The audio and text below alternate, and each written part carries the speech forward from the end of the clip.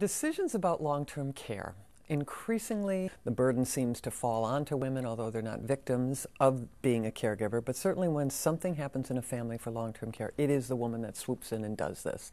So from your experience, how did that work within your family? Well, right now I have a father-in-law who has Alzheimer's, and his primary caregiver is his wife, my mother-in-law, who is an amazing woman. Okay.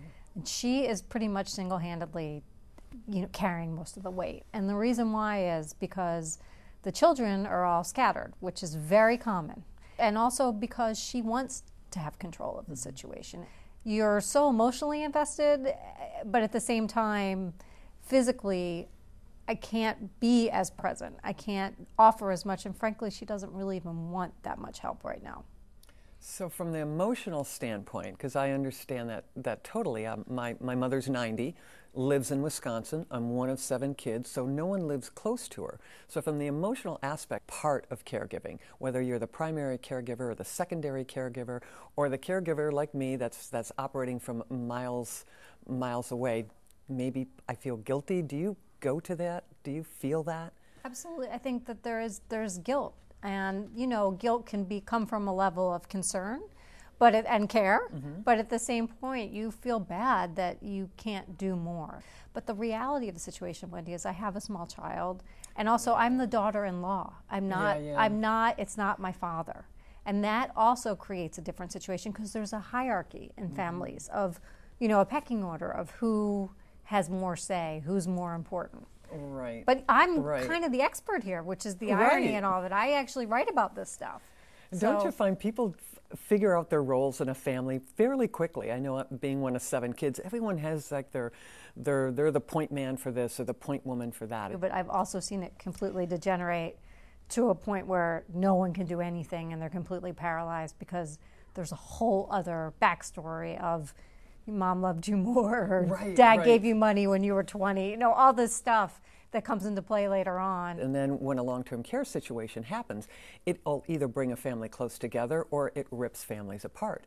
So and suddenly the daughters, rise. The daughters and the wives. It's and so true. 2/3 of all caregivers are female. So it's, definitely it's a little bit, it's different than being a kid. And women have made, as caregivers do, great financial decisions and sacrifices, both for financially as well as career-based, on making it all happen and being able to be accommodating as a caregiver.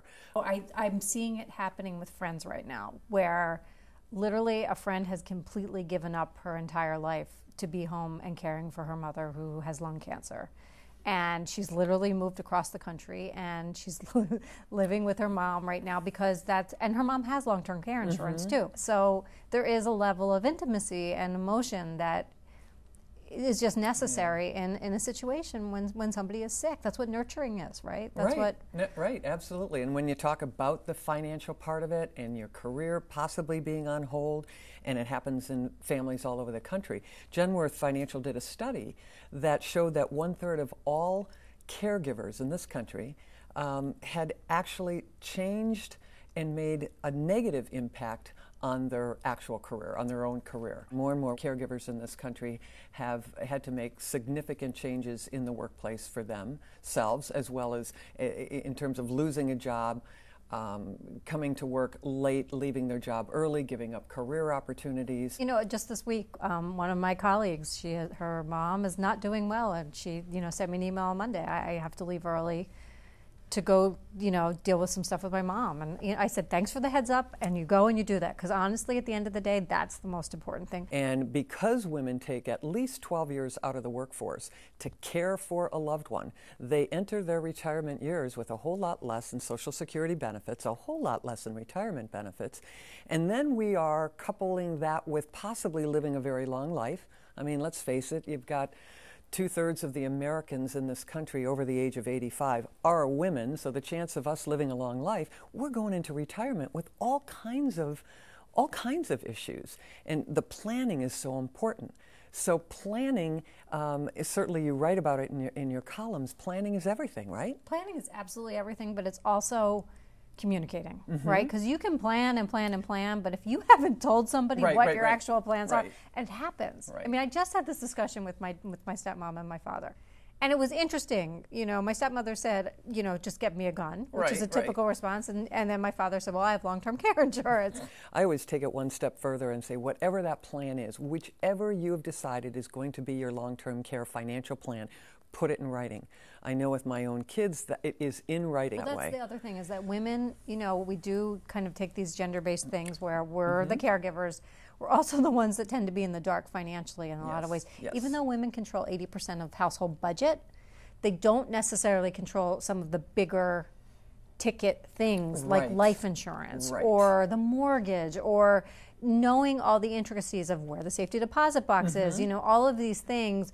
I hear all the time, widows who have never discussed these things with their husbands, and then all of a sudden they have no idea how to get to the brokerage, where the brokerage account is, how to access it. And that's where, obviously, advice is so helpful. I mean, if you can have an objective person on the sidelines who can just literally step up in a moment of crisis and help you, it's such a valuable thing. So that advisor piece, having an advisor, I find more and more women are looking for an advisor to walk them through this and help them with all of this. How key is that? I believe that there are experts, there are people who know more than me. So I think it's really important to have your board of advisors, whatever it is. You go to a doctor, you go to a dentist, so why wouldn't you talk to somebody about your finances? The industry of insurance has changed a lot. I mean, I've seen it in my 15 years. I see things that are present in long-term care policies, for example, today that weren't 10 years ago, 20 years ago, and certainly beyond that. So the changes are happening. Growth is always happening. Insurance is complicated, and we need simplicity. And there's a perception that it's expensive, and in some cases it can be. And there's also some shysters out there who do bad stuff. So, unfortunately, that all kind of gets lumped together.